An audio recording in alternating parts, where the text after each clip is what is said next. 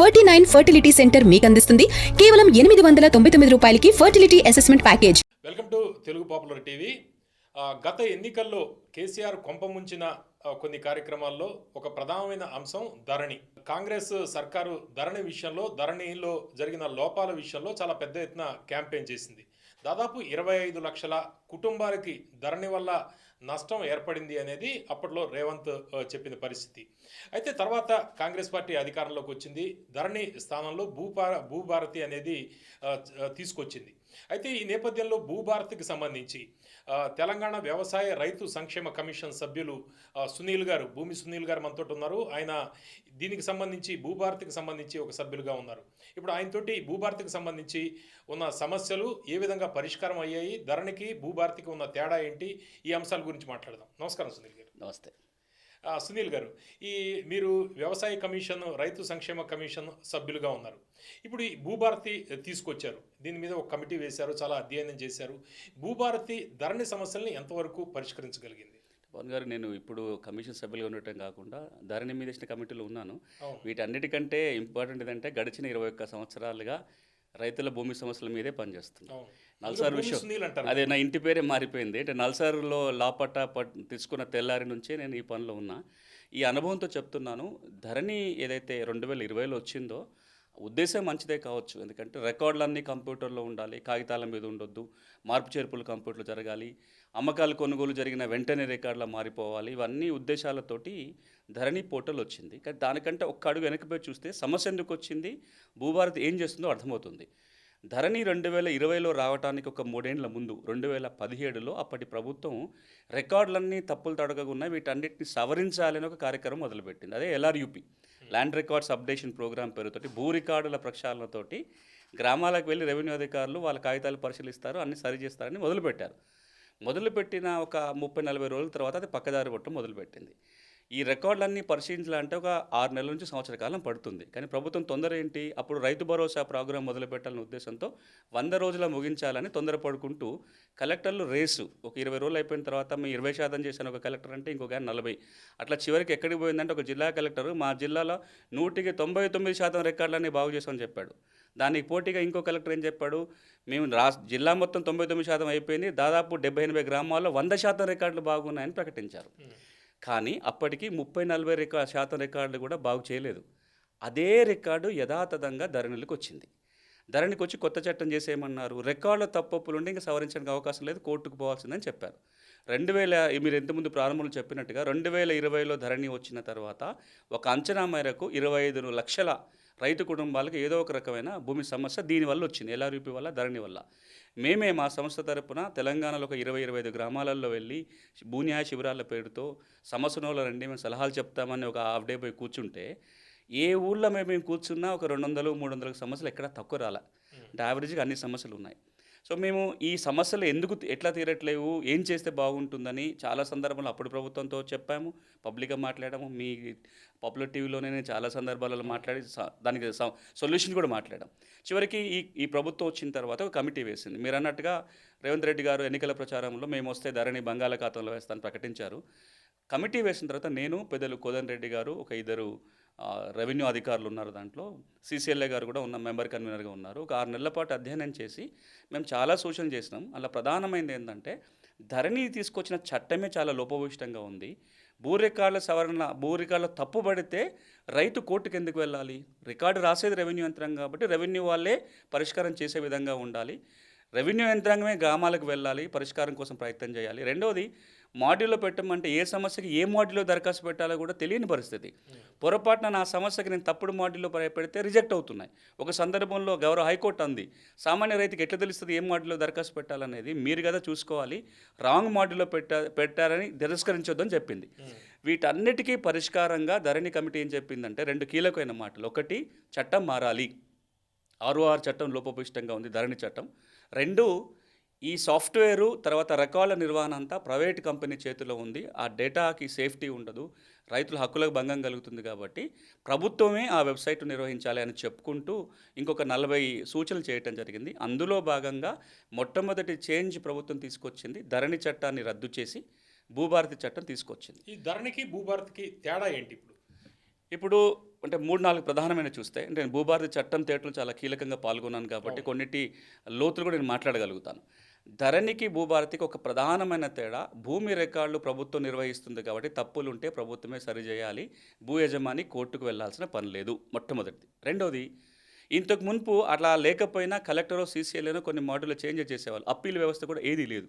భూభారతి చట్టం ఏమంటుందంటే మీకు రెవెన్యూ అధికారే పరిష్కారం చేస్తాడు, ఆయన తీర్పు మీద మీకు అభ్యంతరం ఉంటే 2 అంచెల అప్పీల్ వ్యవస్థ కూడా భూభారతిలో ఏర్పాటైంది. ట్రిబ్యునల్ కంటే ముందే, ఇంకా ట్రిబ్యునల్ కాకనే 2 అంచెల అప్పీల్ వ్యవస్థ ఉంటుంది.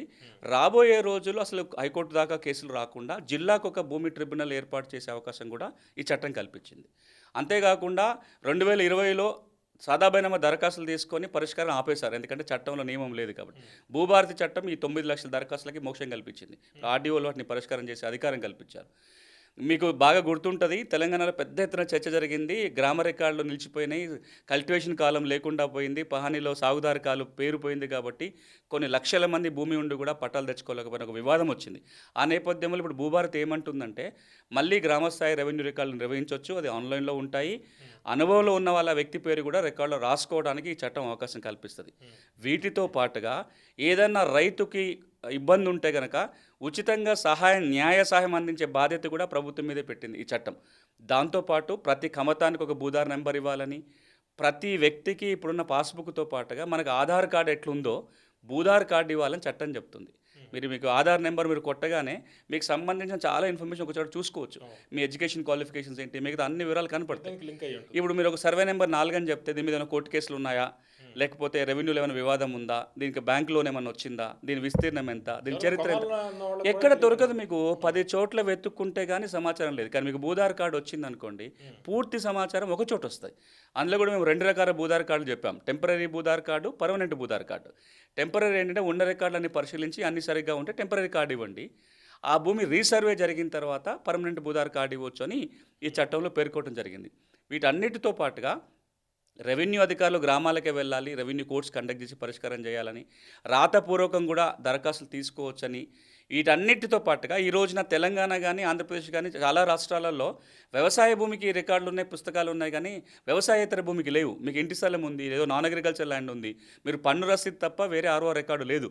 భూభారతి చట్టం ఏమంటుందంటే రాబోయే రోజుల్లో తెలంగాణలో ప్రతి పల్లెలో ఉన్న ఇంటి స్థలాలు కూడా సర్వే చేసి కొత్త ఆర్ఓఆర్ తయారు చేయాలి, వాళ్ళకి సర్టిఫికెట్ ఇవ్వాలని చెప్తుంది. ఇవన్నీ కూడా భూభారతిలో పెట్టడం జరిగింది. ఏప్రిల్ 14 అంబేద్కర్ గారి జయంతి రోజున ఈ చట్టం అమల్లోకి రావడం జరిగింది. ఓకే, ఈ సాదా బైనామా విషయంలో పరిష్కారం చట్టం అవకాశం కల్పించినా కూడా సాదా బైనామా అమల్లో ఆశించిన మేరకు పట్టాలు రావడం లేదు. కారణం మీకు తెలంగాణ ఆంధ్రప్రదేశ్ 2 రాష్ట్రాల్లో ఉన్న సమస్య తెలంగాణలో కొంచెం తీవ్రంగా ఉంటుంది. ఎందుకంటే నోటి మాట మీద, తెల్ల కాగితాల మీద, స్టాంప్ కాగితాల మీద భూమి అమ్మకాలు కొనుగోలు పెద్ద ఎత్తున జరిగిన ప్రాంతం. ఈ సమస్య 1989 దాకా తెలంగాణ లేదు. ఎందుకంటే 89లో 60వ చట్టం అమలు వచ్చేంతవరకు కూడా ఎవరైనా రిజిస్టర్ కాగితాల ద్వారా కొన్నా, నోటి మాట ద్వారా తెల్ల కాగితంలో కొనుగోలు చేసినా జమాబందీ జరిగినప్పుడు తహసీల్దార్ ఎంక్వైరీ చేసి పాస్ పుస్తకం ఇచ్చే అధికారం ఉండే. ఎవడైతే 1989లో 71లో చేసుకున్న 60వ చట్టం అమల్లోకి వచ్చిందో ఆ చట్టం ఏమంటది, మీరు భూమి కొనుగోలు చేస్తే కనుక రిజిస్టర్డ్ దస్తావేజ్ ఉంటేనే మీ పేరు 6 వరకు ఎక్కుతుంది, అప్పుడే మీకు పాస్బుక్ వస్తుంది. దానివల్ల ఏమైపోయింది, ఎవరెవరైతే ఇట్లా సాదా బైనామాల ద్వారా తెల్ల కాగితాల ద్వారా భూములు కొన్నారో వాళ్ళకి ఎవరికి పాస్ పుస్తకాలు వచ్చే అవకాశం పోయింది. వాళ్ళని దృష్టిలో పెట్టుకొని మొట్టమొదటిసారి 1989లో ఒక చట్టాన్ని సవరించి తహసీల్దారు వీటి మీద విచారణ చేసి ఆయన కనుక ఒక సర్టిఫికేట్ జారీ చేస్తే వీళ్ళు కూడా పాస్ పుస్తకాలు ఇవ్వచ్చు అని చెప్పారు. దానికి కొన్ని కండిషన్స్ పెట్టారు.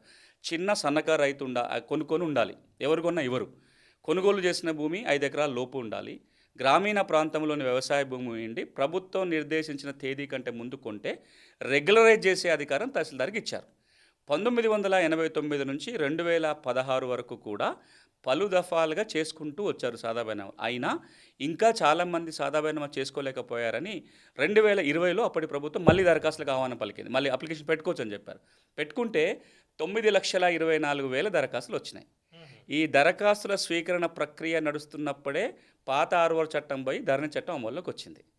అప్పుడే ఎవరో వెళ్ళి ప్రజా ప్రయోజనాల వాద్యం దాఖలు చేశారు హైకోర్టులో, సాదా బైనామా చేయొద్దని. ఎందుకంటే అసలు చట్టంలో నియమమే లేదు, ఆ ధరణి చట్టంలో సాదాబైనం ఎట్లా చేయాలో ప్రావిజన్ లేనప్పుడు మీరు ఎట్లా చేస్తారు అంటే హైకోర్టు కరెక్టే కదా, చట్టమే లేనప్పుడు మీరు చేయడానికి కుదరదని చెప్పి ఒక స్టే విధించింది. 2020 నుంచి నిన్న మొన్నటి వరకు అసలు దాని గురించి ఎవరు పట్టించుకోలేదు. నేను చాలా సందర్భాలు అప్పుడు కూడా చెప్పాను, చట్టం మార్చాలి లేదా ఆర్డినెన్స్ అన్న తీసుకొచ్చి చేయండి అంటే కాలేదు. ఇప్పుడు భూభారతిలో దీనికోసం ప్రత్యేకంగా ఒక సెక్షన్ పెట్టారు. సెక్షన్ 6 ఉంటుంది. ఈ సెక్షన్ 6లో పాత దరఖాస్తులన్నింటినీ పరిశీలించి పట్టాలిచ్చే అధికారం ఆర్డీఓలకు వచ్చాయి. ఇప్పుడు అమలు జరుగుతుంది. కానీ అమల్లో వచ్చినప్పుడు కొన్ని ఇబ్బందులు వచ్చినాయి. చట్టంలో లేని కొన్ని అంశాలు ఇంప్లిమెంటేషన్కి వచ్చేసరికి కొత్తగా తెర మీదకి వచ్చినాయి. 2 కారణాల వల్ల ఈ రోజున సాదా బైనామా రెగ్యులరైజ్ చేయడంలో ఇబ్బందులు వస్తున్నాయి. మొట్టమొదటిది, అమ్మిన వ్యక్తి కూడా అఫిడవిట్ ఇవ్వాలి అని రూల్స్లో రాశారు. అది యాక్ట్లో లేదు. ఎప్పుడో 20 ఏళ్ళ కింద 30 ఏళ్ళ కింద ఆ వ్యక్తి అమ్ముకొని ఉంటారు. ఇప్పుడు వాళ్ళ కుటుంబ సభ్యులు వచ్చి మేము అమ్మినామని వాళ్ళు అఫిడవిట్ ఎక్కడ రాసిస్తారు? ఈ రూల్ ఎక్కడ లేదు ఇప్పటిదాకా. ఈ రూల్ ఉండటం వల్ల చాలా చోట్ల సాదా బైనామా ప్రక్రియ ముందుకు సాగట్లేదు. రెండోది, అమ్మిన వ్యక్తి పేరే ఇంకా రికార్డులో ఉంటేనే చేస్తామంటే కూడా ఇప్పుడు సాధ్యపడదు. ఎందుకంటే అమ్మినప్పుడు 30 ఏళ్ళ కింద ఒక ఆయన ఉంటాడు, ఆయన వారసులో ఇంకెవరో రికార్డులు వచ్చి ఉంటారు. ఇక మూడోది ఏంటంటే, ఇంతకు మునుపు వీటన్నిటిని పక్కన పెట్టి స్థానిక విచారణ చేసి అనుభవంలో ఉన్నాడా లేదా, కొనుక్కున్న మాట వాస్తవం కాదా, చుట్టుపక్కల రైతుల స్టేట్మెంట్ రికార్డ్, ఇది రెవెన్యూ అధికారి చేయాలి. ఒకప్పుడు తహసీల్దారు, ఇప్పుడు అధికారాన్ని ఆర్డీఓకి ఇచ్చారు. ఈ విధంగా స్థానిక విచారణ ఆధారంగా కనుక నిర్ణయాలు తీసుకోగలిగితే సులభంగా అయిపోయేటివి. కానీ ఇప్పుడు ఈ 2 కొత్త నియమాలు రావటం వల్ల కొంత కాలయాపన జరుగుతుంది. నేను ఈ విషయం ప్రభుత్వం దృష్టికి తీసుకెళ్లడం జరిగింది. ఆ రూల్ కరెక్ట్ కాదు, మార్చాలని ఆ ప్రక్రియ జరుగుతుంది. అంటే ఈ అఫిడవిట్ తప్పనిసరి అనే నియమాన్ని ఎత్తేయడానికి ప్రభుత్వం ప్రక్రియ చేస్తుంది. ఆ నియమం కనుక మనం ఎత్తేయగలిగి స్థానిక విచారణ ఆధారంగా మనం పట్టాలు ఇవ్వగలిగితే చాలామందికి మనం సాదా బైనామా చేయొచ్చు. ఓకే. ఈ ధరణి ఉన్నప్పుడు ప్రధానంగా మనం ఇందాక చెప్పుకున్నట్టు దాదాపు 25 లక్షల కుటుంబాలకి సమస్య ఉంది అనేది, ముఖ్యంగా కాంగ్రెస్ పార్టీ ఎన్నికల టైంలో ఎక్కువగా ప్రచారం చేసింది కూడా అదే. అయితే ఇందులో ప్రధానంగా 25 లక్షల సమస్యలు అంటే ఎక్కువగా ఉన్నవి సర్వే నెంబర్ల రాంగ్ ఉండడం కావచ్చు, పేర్లు రాంగ్ ఉండడం కావచ్చు, లేకపోతే పుస్తకాలు రాలేకపోవడం కావచ్చు, చాలా విస్తీర్ణం విషయంలో కావచ్చు, కరెక్షన్స్ అన్నీ ఉన్నాయి. ఇప్పుడు ఈ భూభారతి వల్ల ఆ సమస్యలన్నీ పరిష్కారం అయ్యాయి? ఎంతవరకు పరిష్కారం అయ్యాయి? ఇప్పుడు మీరు చదివిన లిస్టు ఇంకా మీరు చదువుకుంటూ పోతే 45 రకాలు ఉంటాయని హైకోర్టే చెప్పింది, మనం చెప్పడం కాదు. తెలంగాణలో ధరణి రాకముందు 76 రకాల సమస్యలు ఉండేవి భూమికి సంబంధించి. ధరణి వచ్చిన తర్వాత మీరు అంటగా ఈ ప్రధానమైన ఒక 40 కొత్తగా అంటే మీ ఊరికి నేను జోక్ చేసి చెప్పేవాడిని, తెలంగాణలో భూములకి 120 రోగాలు ఉన్నాయని చెప్పి అన్ని సమస్యలు ఉన్నాయి. మీరు చెప్పినవి చాలా ప్రధానమైన సమస్య. ఒక్క మాటలో చెప్పాలంటే, భూమి ఉంది పుస్తకం రాలేదనో, పుస్తకం వచ్చింది కానీ తప్పులు ఉన్నాయనేది చాలా ప్రధానంగా కనపడుతున్నాయి. అది సర్వే నెంబరు తప్పుపట్టడం కావచ్చు, విస్తీర్ణం తగ్గిపోవడం మనం చాలా చూసాం. నాకు 2 ఎకరాల పొలం ఉంది, పాత పుస్తకం ఉంది, తీరా కొత్త పుస్తకం వచ్చేసరికి ఎకరం 36 గుంటలే వచ్చింది, 4 గుంటలు తగ్గిపోయింది.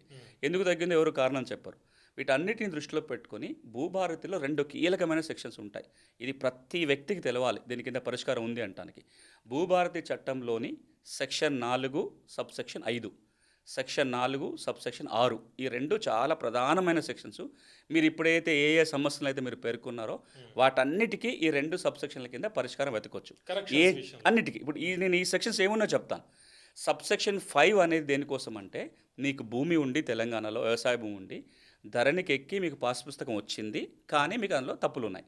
మీ పేరు తప్పుపడింది, మీ ఆధార్ నెంబర్ తప్పుపడింది, సర్వే నెంబర్ తప్పుపడింది, విస్తీర్ణం తగ్గిపోయింది, మీ పట్టా భూమి ప్రభుత్వ భూమి అని పడింది. ఇట్లాంటి ఎలాంటి తప్పిదాలు ఉన్నా సరే సెక్షన్ 4 సబ్సెక్షన్ 5 కింద మీరు దరఖాస్తు చేసుకోవచ్చు.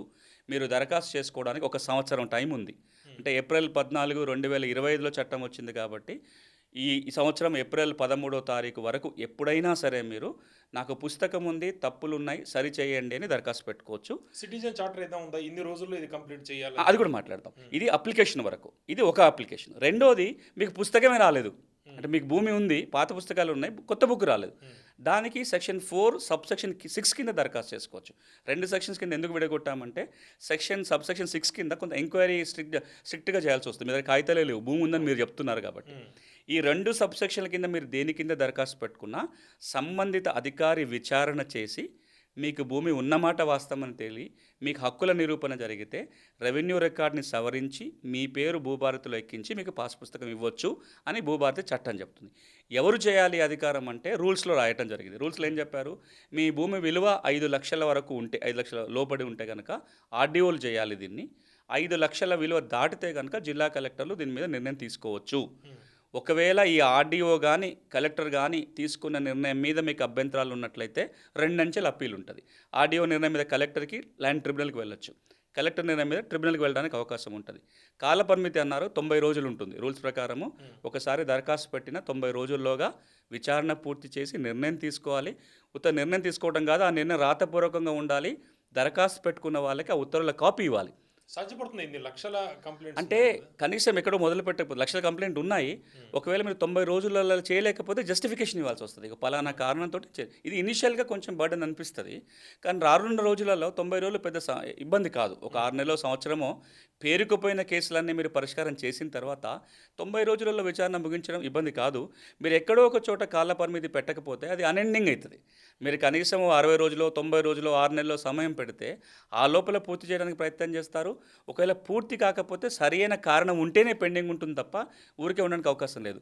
ఇప్పుడు మీరు చెప్పిన దాదాపుగా 20-25 లక్షల కేసులు ఏవైతే ఉన్నాయో ఈ 2 సెక్షన్ల కింద పరిష్కారం చేయొచ్చు. రాతపూర్వకంగానే దరఖాస్తు తీసుకోవాలని ప్రభుత్వం ఇచ్చిన సలహా మేరకు ఈ చట్టం వచ్చిన కొత్తలో ప్రతి గ్రామంలో రెవెన్యూ సదస్సు పెట్టి ఒక సింగిల్ పేజ్ అప్లికేషన్ తయారు చేసాం. మీరు మళ్ళీ కంప్యూటర్ సెంటర్కి పోవాల్సిన పని లేదు, 1000 రూపాయలు ఫీజు కట్టాల్సిన పని లేదు. ఏ సమస్య వస్తే ఎట్లా దరఖాస్తు పెట్టాలో టెన్షన్ ఏం లేకుండా ఆ ఫార్మాట్ నేనే తయారు చేశాను. యాచారం మండలంలో పైలట్ నిర్వహించాం. కోదండరెడ్డి గారి సొంత మండలం అది. ఒక 10 గ్రామాలలో మేమే వెళ్ళి అప్లికేషన్ ఎట్లా తీసుకోవాలి అన్నీ చూసిన తర్వాత అక్కడ ఏ అప్లికేషన్ నమూనానైతే డిజైన్ చేశామో దాన్నే రాష్ట్ర ప్రభుత్వం రాష్ట్రమంతా వాడింది. దాన్ని ఆ నమూనాలో రెవెన్యూ సదస్సులు పెట్టినప్పుడు దాదాపుగా 8,34,000 దరఖాస్తులు వచ్చినాయి. కానీ ఇప్పుడు సమస్య ఎక్కడ వస్తుందంటే అందరూ ఆశించినంత వేగంగా పరిష్కారం జరగట్లేవు.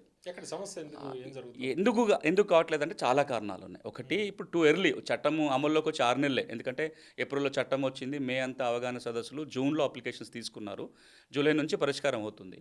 అందులో అంటే రెవెన్యూ అధికారులు మిగతా పనుల్లో బిజీగా ఉండడం కాసేపు పక్కన పెడితే ఒక 2-3 ప్రధాన కారణాలు ఉన్నాయి స్లోగా జరగడానికి. ఒకటి, యాక్ట్ వచ్చింది, రూల్స్ వచ్చినా రెవెన్యూ వాళ్ళు పరిష్కారం చేయాలంటే ఒకటి వాళ్ళకి నాలెడ్జ్ ఉండాలి, చట్టం మీద రూల్స్ మీద వాళ్ళకి నాలెడ్జ్ ఉండి చేయగలుగుతారు. వాళ్ళకి ఇంకా సరైన ట్రైనింగ్లు కానీ పూర్తి అవగాహన వచ్చినట్టుగా లేదు ఇంకా రెవెన్యూ యంత్రాంగానికి. రెండోది, వాళ్ళకి అవగాహన ఉన్నా సరే ఇష్యూ బేస్డ్గా గైడ్లైన్స్ ఆశిస్తారు.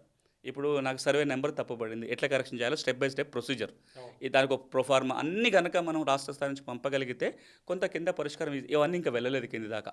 దాని మీద గైడ్లైన్స్ కానీ ఫార్మాట్లు కానీ ఇంకా వెళ్తూనే ఉన్నాయి, ఇంకా టైం పడుతుంది. ఇక మూడోది ఏంటంటే మొదట్లో ఉన్న అంటే అజమాయిషీ చాలా సీరియస్గా అజమాయిషీ ఉండేది. గౌరవ ముఖ్యమంత్రి గారే చాలా చొరవ తీసుకున్నాడు ఏప్రిల్ 14వ తేదీ వరకు.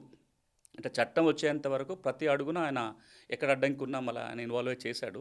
ఇప్పుడు ఇక చట్టం వచ్చింది కదా తన పని తను చేసుకుంటుంది అనుకుంటారు కాబట్టి కొంత ఆ లెవెల్లో కాకుండా కింద లెవెల్లో సీసీఎల్ కానీ వాళ్ళు చూసుకోవాలి. ఈ అన్ని కారణాల వల్ల కొంత స్లో అయింది. రెండోది ఏంటంటే ప్రజలందరూ కూడా ఏం ఆశించారు, చట్టం రాగానే అన్ని పరిష్కారం అయిపోతాయని ఒక ఆతృత ఉంటుంది.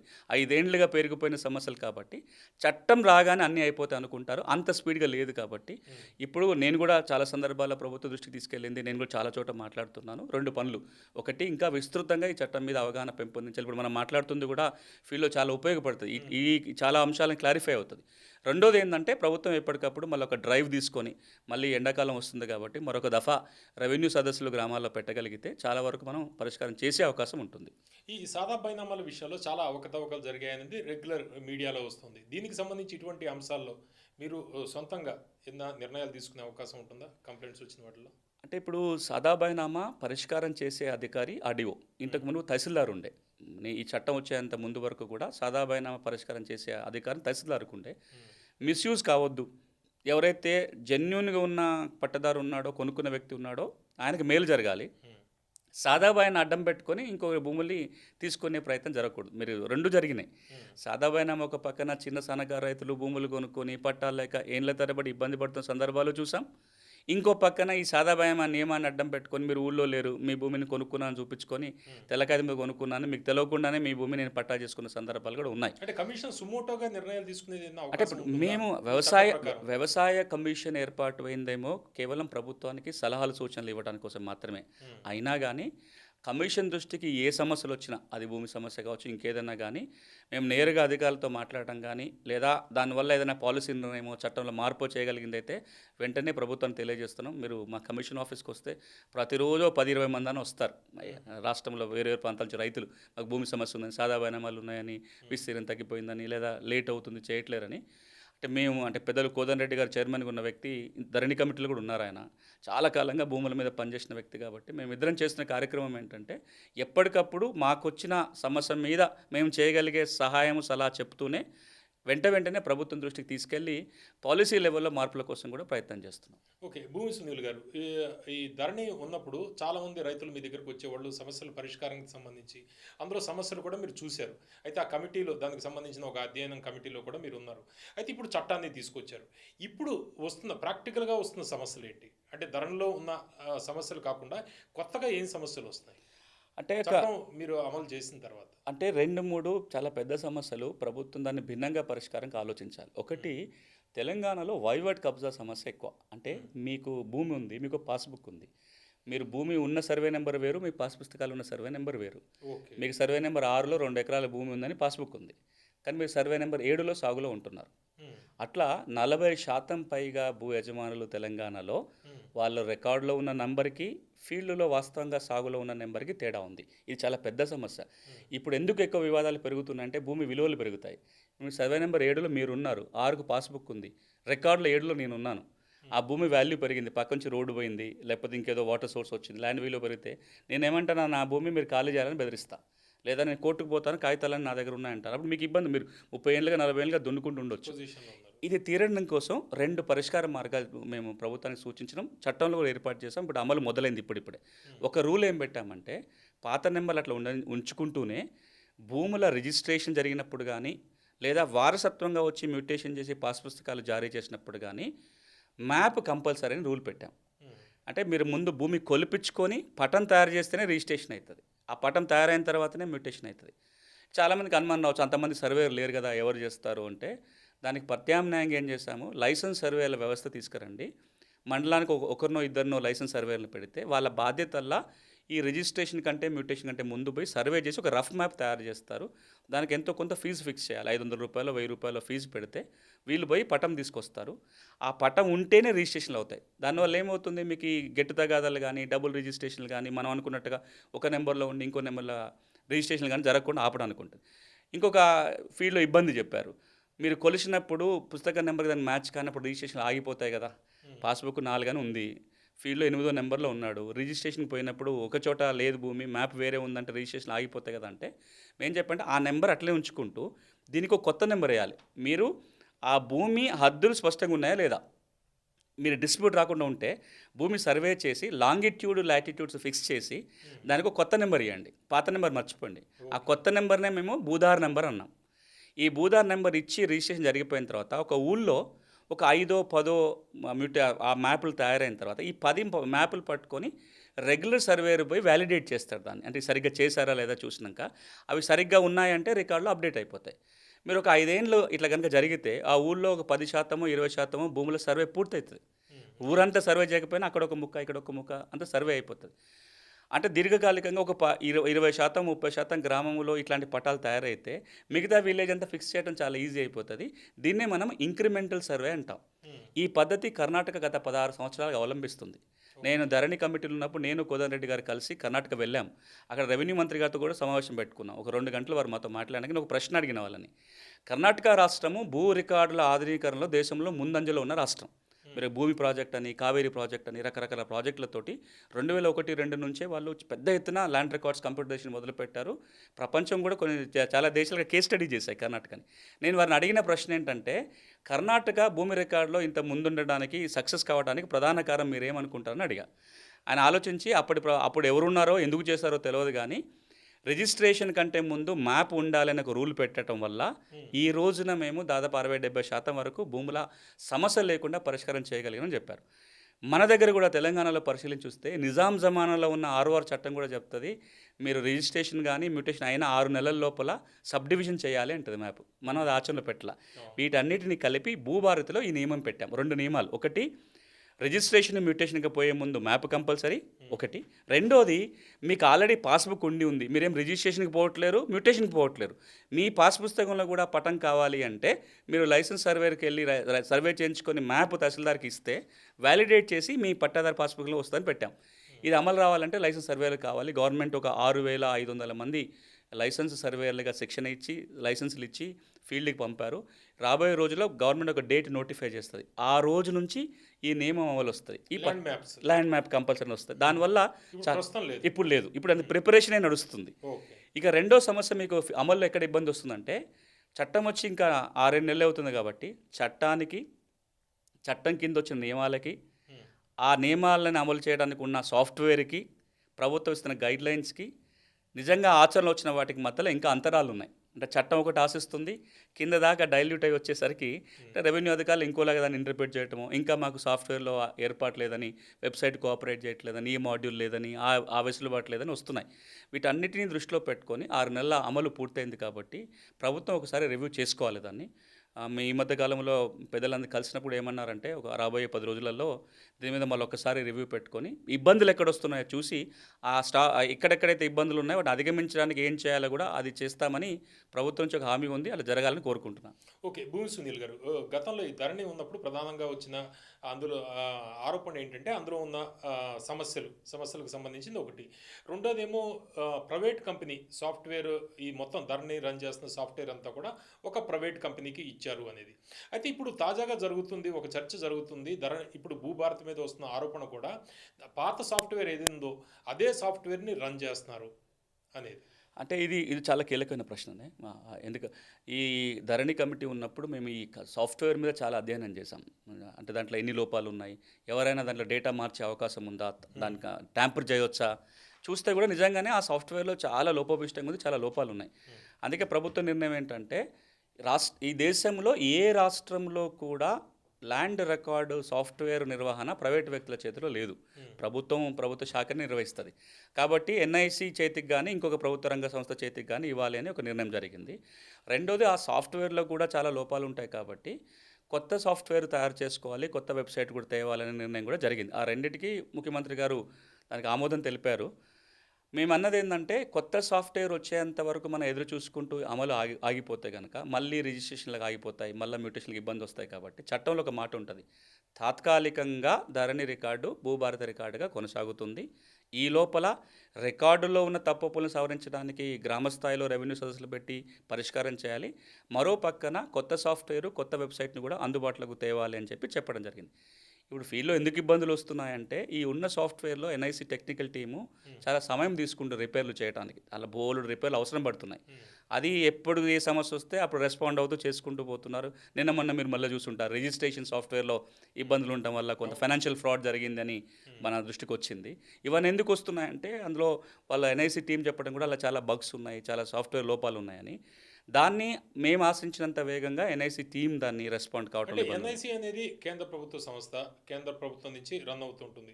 ఈ భూభారతి అనేది రాష్ట్ర ప్రభుత్వం నిర్వహిస్తుంది.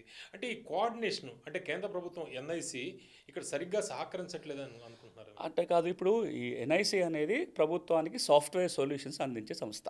ఒకప్పుడు ఎన్ఐసి మాత్రమే ఉండేది. చాలా బ్రహ్మాండంగా గవర్నమెంట్కి, చాలా డిపార్ట్మెంట్కి సేవలు ఇచ్చారు. ఉమ్మడి ఆంధ్రప్రదేశ్లో ఎన్ఐసికి ప్రత్యామ్నాయంగా సిజీజీ కూడా ఎదిగింది. సెంటర్ ఫర్ గుడ్ గవర్నెన్స్ వాళ్ళు కూడా చాలా డిపార్ట్మెంట్స్కి సాఫ్ట్వేర్ సొల్యూషన్స్ ఇచ్చారు. తర్వాత అంతా ప్రైవేట్ కంపెనీలు ఉన్న తర్వాత ప్రైవేట్ కంపెనీ సేవలు పొందుతున్నారు.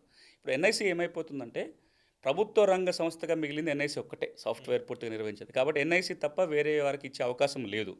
రెండోది, ప్యారలల్గా కొత్త సాఫ్ట్వేర్ చేయాలి అంటే కూడా కొంత సమయం తీసుకుంటుంది. ఇప్పుడు మీరు అన్నట్టుగా ఎన్ఐసిలో ఎవరైతే టెక్నికల్ టీం ఉన్నారో వాళ్ళతో కొంత ఇబ్బంది, అంటే అంత మనం ఆశించినంత ఫాస్ట్గా రెస్పాండ్ కావట్లేరు. అంత మాత్రాన మళ్ళీ తెలంగాణ గవర్నమెంట్ కొత్త టీం పెట్టుకొని చేయడానికి కూడా ఉండదు కదా దాంట్లో. ఆ చిక్కుల వల్ల ఎన్ఐసిని రెక్టిఫై చేయడం చాలా ఇబ్బందులు ఉన్నాయి. మేము వ్యవసాయ కమిషన్ తరపు నుంచి కూడా కోదండరెడ్డి గారు కొంతమందితో ఎప్పటికప్పుడు సలహాలు తీసుకుంటూ మేము కూడా చెప్తూ వచ్చినాం, ఇవి లోపాలు ఉన్నాయి, వీటిని సరిదిద్దుకోండి అని. బట్ మీరు అన్నట్టుగా అసలు సాఫ్ట్వేర్ ఫుల్ ప్రూఫ్ కావాలి అంటే, ఎట్లాంటి ఎకప్స్ లేకుండా ముందుకు జరగాలి అంటే 2 పనులు జరగాలి. ఇప్పటికి మనం ఆ సాఫ్ట్వేర్ని రీప్లేస్ చేసుకోవాలి పూర్తిగా. దానికి ప్రభుత్వం డబ్బులు శాంక్షన్ చేసింది, కానీ ప్రిపరేషన్ పూర్తి కావాలి. రెండోది, ఎక్కడ లేనట్టుగా మన దగ్గర భూమి రికార్డులు చూసుకోవడానికి అదే వెబ్సైటు, భూమి రికార్డులలో మార్పు చేర్పులు చేయడానికి అదే వెబ్సైటు, భూముల రిజిస్ట్రేషన్కి అదే వెబ్సైట్. దానివల్ల ఏమవుతుంది, చాలా హెవీ లోడ్ పడుతుంది. ఇప్పుడు మీరు చాలా రాష్ట్రాల్లో చూడండి, భూముల రిజిస్ట్రేషన్ వేరే డిపార్ట్మెంట్ చూస్తుంది, దాని సాఫ్ట్వేర్ వేరే ఉంటుంది. భూమి రికార్డులు పబ్లిక్ యాక్సెస్ కోసం ఉండే పోర్టల్ వేరు ఉంటుంది. భూమి రికార్డులు మార్పు చేర్పులు గవర్నమెంట్ చేసే, డిపార్ట్మెంట్ హ్యాండిల్ చేసే సాఫ్ట్వేర్ వేరుగా ఉంటుంది. ఈ 3 కలిసి ఇప్పుడు భూభారతిగా ఉన్నాయి. రేపు పొద్దున వీటిని కొంచెం విడగొట్టి లోడ్ తగ్గించే ప్రయత్నం చేయాలి. రెవెన్యూ మంత్రి గారు ఈ మధ్యకాలంలో అన్నారు, ఈ రీసర్వే చేస్తున్నాము, ఈ కొత్త రికార్డు వచ్చినప్పుడు మళ్ళీ ఒక కొత్త వెబ్సైట్ అందుబాటులో తెస్తాను, అది వచ్చేంత వరకు ఇలాంటి ప్రాబ్లమ్స్ వస్తాయి. అంటే దీనికి సంబంధించి ఒక సొల్యూషన్ ఏదైనా ఇప్పటిదాకా ఇంకా కనుక్కోలేదా? ఇప్పుడు మీరు చెప్తుంది ఎన్ఐసి ఆలస్యం చేస్తుంది కాబట్టి ఇది జరుగుతోంది, ఎన్ఐసి అది మ్యాన్ పవర్ ఇష్యూ కావచ్చు, ఏదైనా కావచ్చు. అంటే మరోవైపు ఇది పొలిటికల్ టర్న్ కూడా తీసుకుంటుంది. ధరణే పేరు మార్చి భూభారతి అని పెట్టారు, ఇందులో ఏం జరగలేదు, అదే సాఫ్ట్వేరు, అదే సమస్యలు ఉన్నాయి అనేది. ఇలాంటి వాళ్ళు మిమ్మల్ని అడగడానికి లేదు, ఎందుకంటే మీరు రాజకీయ నాయకుడు కాదు కాబట్టి. మీకు ఎట్లా కనిపిస్తుంది ఒక రైతు కమిషన్ సభ్యులుగా ఈ సమస్య పరిష్కారం అయ్యే అవకాశం కనిపిస్తుందా, లేకపోతే ధరణి లాగానే దీన్ని చూడాల్సి? అంటే మనం ఒక 3 విషయాలు అర్థం చేసుకోవాలి. ఒకటి, ధరణి చట్టంలో లేనందుగా భూభారతిలో ఏం చేయడానిక అన్ని అవకాశాలు చట్టం కల్పించింది. అంటే ఏంటి, ఒక మార్గం ఏర్పడింది, దారి ఏర్పాటు చేసాము, గేట్లు ఓపెన్ చేసి పెట్టాను. అంతవరకు మీరు ధరణిని భూభారతిని పోల్చడానికి లేదు. భూభారతి చట్టం వచ్చినప్పుడు అన్ని పక్షాల వాళ్ళు చాలామంది నాతో కూడా మాట్లాడారు. అప్పుడు తేవాలనుకున్నవి కూడా ఇప్పుడు వచ్చినాయి, చట్టం బాగుంది అన్నారు. ఈ రోజు కూడా ఎవరు కూడా చట్టంలో ఇబ్బంది గురించి మాట్లాడట్లేదు. ఆశించిన ఫలితాలు రావటం లేదు, సమస్యల పరిష్కారం కావట్లేదు అంటున్నారు తప్ప చట్టంలో మార్చగలిగేది ఏమీ లేదు. కానీ ఎందుకు ఇబ్బంది వస్తుంది అంటే యాక్ట్లో కాదు, కింద ఏమి ఇబ్బందులు ఉన్నాయి, వాటిని ఏం చేయాలి అంటే, ఒకటి నేను ఇప్పటిదాకా మాట్లాడుతున్నట్టుగా కొత్త వెబ్సైట్ ఒకటి, ఆ కార్యక్రమం నడుస్తుంది. రెండోది, తెలంగాణలో వెబ్సైట్ అంటే ఈ భూభారతికి సంబంధించి పాత సాఫ్ట్వేర్ తీసి కొత్త సాఫ్ట్వేర్ కంప్లీట్ కొత్త. ఎవరు చేస్తారు? ఎన్ఐసి ఇప్పుడు గవర్నమెంట్ ఇంటర్నల్గా కార్యక్రమం మొదలుపెట్టింది. అంటే వాళ్ళు మళ్ళీ ప్రైవేట్ సేవలు వాడుకుంటారా, గవర్నమెంట్ ఇంటర్నల్గా చేయొచ్చు. ఇప్పుడు చాలా ప్రైవేట్ మీదే కదా సమస్య వచ్చింది. అందుకే ప్రభుత్వమే ఇప్పుడు యాక్చువల్గా ల్యాండ్ రికార్డ్స్ ఇప్పుడు గవర్నమెంట్ ఆఫ్ ఏపీ పోర్టల్ ఉంది. మొదటి నుంచి కూడా ప్రభుత్వమే ఒక టీం వేసుకుంటుంది, గవర్నమెంట్ ఉన్న డిపార్ట్మెంట్ వాళ్ళే చేసుకుంటారు. ఆరోపణ చేసింది కూడా ప్రైవేట్ వాళ్ళు, అందుకోసమే ఎన్ఐసికి ఇచ్చింది కాబట్టి. బట్ నేను అన్నది ఏంటంటే, దానికి కొంత సమయం పడుతుంది. పూర్తి పని ఆపి చేసే బదులుగా ఉన్నదాన్ని కొంత కంటిన్యూ చేసుకుంటూ ప్యారల్గా చేస్తే మేబీ ఇంకొక 6 నెలల్లో ఈ సమస్య ఉండదని అనుకుంటున్నా. అన్నిటికంటే కీలకం ఏంటంటే, ఈ సమస్యలు ఉన్నా కూడా ముందుకెళ్లేలాగా మాన్యువల్ దరఖాస్తు తీసుకునే అవకాశాన్ని కల్పించాం. దాంట్లో సాఫ్ట్వేర్తో పనేం లేదు. నేను కాదు రాతపూర్వకంగా దరఖాస్తు పెట్టుకుంటే మీరు ఎంక్వైరీ చేసి ఒక స్పీకింగ్ ఆర్డర్ ఇవ్వచ్చు. ఆర్డర్ని బట్టి తర్వాత మీరు సాఫ్ట్వేర్లో అమలు చేసుకోవడానికి అవకాశం ఉంటుంది. ముందుగా జనాలు ఎందుకు ఎక్కువ ఇబ్బంది పడ్డారు, అసలు అప్లై చేసుకోవడానికి మాడ్యూల్ లేకపోయి ఉండే. నా సమస్య దరఖాస్తు పెట్టుకోవడానికి ధరణిలో చాలా వాటికి మాడ్యూల్ లేదు. నా దగ్గర ఓఆర్సీ సర్టిఫికేట్ ఉంది ఇనాం భూములకి, ధరణిలో మాడ్యూల్ తెచ్చుకోవడానికి. నాకు 3080 సర్టిఫికేట్ ఉంది, నాకు ధరణిలో మాడ్యూల్ లేదు. నా పేరు బదులుగా ఆ భూమిలో మీ పేరు ఎక్కించారు. అంటే ఫస్ట్ మీరు సిటిజన్ వైపు నుంచి ఆలోచించండి. భూమి సమస్య ఉన్న వ్యక్తిగా నా సమస్య ఉంటే నేను సులభంగా ప్రభుత్వాన్ని చెప్పుకునే వెసులుబాటు ఉండాలి. నా సమస్య పరిష్కారం అయినా కాకపోయినా, అయితే ఎందుకు దాని యొక్క ఆర్డరు, కాకపోతే పలానా కారణాలతో నీ సమస్య పరిష్కారం కాదు అని నా చేతిలో ఒక ఆర్డర్ పెడితే దాని ప్రకారం నేను అప్పీల్కి వెళ్ళటమో కోర్టుకు వెళ్ళటం చేసుకుంటా. ధరణిలో జరగలేదు ఏది. అందులో లేలు ముద్ర వేస్తే ఎస్ ఆర్ నో అంటే, ఇప్పుడు కలెక్టర్ దాకా అప్లికేషన్ పోయిన తర్వాత చేయాలంటే తంబు, రిజెక్ట్ చేస్తాను కూడా Tambe, your application is being rejected అని వస్తుంది తప్ప కారణాలు ఎక్కడ రాదు. ఇప్పుడు భూభారతిలో ఏం చెప్పామంటే, మీరు తప్పకుండా కారణాలు చెప్పాల్సిందని చెప్పాము. దీనివల్ల కొంత వెసులుబాటు వచ్చింది. రెండోది, ఇప్పటికి కూడా ఏం చెప్పామంటే, మా రైతు కంప్యూటర్ సెంటర్కి పోయే బదులుగా రెవెన్యూ యంత్రాంగమే గ్రామాలకు పోవాలని షరతు పెట్టాము. మీరు 2014లో తెలంగాణ రాష్ట్రం ఏర్పాటు నుంచి ఇప్పటి వరకు కనుక చూస్తే రెవెన్యూ యంత్రాంగం 3 సార్లు మాత్రమే గ్రామాలకు వెళ్ళారు. 2017లో భూరేకాళ్ల ప్రక్షాళనప్పుడు, 2020లో ధరణి పోర్టల్ తయారు చేస్తున్నప్పుడు, మళ్ళీ ఇంతకాలం తర్వాత ఇప్పుడే. ఇది ఏమన్నామంటే, దీని ఒక నిరంతర ప్రక్రియ కింద కావాలి, ఏదో ఒకసారి పోయి రావటం కాదు అని చెప్పుకుంటూనే, అలా ఇంకొక మంచి నియమం ఉంటుంది భూభారతిలో. ప్రతి సంవత్సరం డిసెంబర్ 31 మధ్యరాత్రి 12 గంటలని కట్ ఆఫ్గా తీసుకొని, అప్పటికి భూభారతిలో ఏం రికార్డులు ఉంటే వాటి అన్నిటినీ ప్రింట్ తీయాలి, మాన్యువల్గా తీసి దాన్ని ఓ సంతకం పెట్టుకొని దాచిపెట్టాలి. రేపు పొద్దున కంప్యూటర్లో ఇబ్బంది వచ్చినా, ట్యాంపరింగ్ జరిగినా, ఏదున్నా ఒక బ్యాకప్ కాపీ ఉంటుంది. అది లేదు ఇప్పటిదాకా. నాకు బాగా గుర్తు, భూరికాళ్ళ ప్రక్షాళన మొదలుపెట్టినప్పుడు అప్పటి ముఖ్యమంత్రి గారు అసెంబ్లీలోనే అన్నారు, ఈ అన్ని కంప్యూటర్లు ఈ బటన్ నొక్కితే అది పోతుంది, అది నొక్కితే ఇది పోతుంది, మనం ఒక్కసారన్నా మాన్యువల్ రికార్డు తయారు చేసుకోవాలి, తర్వాత కంప్యూటర్లో పెట్టాలన్నారు. దురదృష్టం ఏంటంటే అప్పుడు ఎవరు చేయలే, మాన్యువల్ రికార్డే తయారు కాలేదు. కానీ ఇప్పుడు ఏం చెప్పాం, చట్టంలోనే ఆ నియమం పెట్టేశాం. చట్టం ఏముంటుంది, ప్రతి సంవత్సరం ఒకసారి ప్రింట్ తీసి సంబంధిత అధికారి సంతకం పెట్టి ఒక కాపీ దాచిపెట్టాలి. ఇవన్నీ ఏంటంటే ఒక సేఫ్టీ మెకానిజం. ఇంకొక సంవత్సరం పాటు కనుక ప్రభుత్వం ఇదే దృష్టితో కష్టపడి, ఒకటి రీసర్వేకి వెళ్ళి సాఫ్ట్వేర్ మార్చుకొని భూధార్ కార్డు ఇచ్చే ప్రక్రియ కనుక చేస్తే, ఈ రోజున ఉన్న సమస్యలో దాదాపు 90% వరకు పరిష్కారం చేయొచ్చు. ఈ భూధార్ కార్డు ఎప్పుడు అయ్యేటట్టు కనిపిస్తుంది? అంటే 2 రకాల భూదారు కార్డులు పెట్టాం దాంట్లో. ఒకటి ఉన్న రికార్డులను పరిశీలించి అన్ని బాగుంటే ఒక టెంపరరీ కార్డు జారీ చేసే ప్రక్రియ. దానివల్ల ప్రక్షాళన జరుగుతుంది. పర్మనెంట్ భూదారు కార్డు రావాలంటే కనుక రీసర్వే జరగాలి. రీసర్వే కోసం ఇప్పటికే ప్రభుత్వం ఒక 5 గ్రామాలలో పైలట్ పూర్తి చేసింది. ఈ సంవత్సరం 418 గ్రామాలలో రీసర్వేకి పూర్తి ఏర్పాట్లు జరుగుతున్నాయి. ఇది అయిపోతే ఒక 2 ఏళ్ల నుంచి 5 ఏళ్ళు పట్టే ప్రక్రియ. సర్వే ఇక్కడ ఏ రాష్ట్రంలో మీరు తీసుకున్నా రీసర్వే జరగాలంటే 2 to 5 years పడుతుంది. సర్వే చేయటం చాలా ఈజీ, 6 నెలల్లో రాష్ట్రం అంతా సర్వే చేయొచ్చు. కానీ సెటిల్మెంట్ కష్టం. అంటే ఆ భూమి ఎవరిది, ఎంత ఉన్నది అన్నది, ఆ సెటిల్మెంట్ ప్రక్రియ కొంత లేట్ అవుతుంది. కాబట్టి ఎప్పటికైనా రీసర్వేనే సర్వరోగ నివారణి. పర్మనెంట్ సొల్యూషన్ రావాలి అంటే ఒక్కసారి రీసర్వే జరగాలి.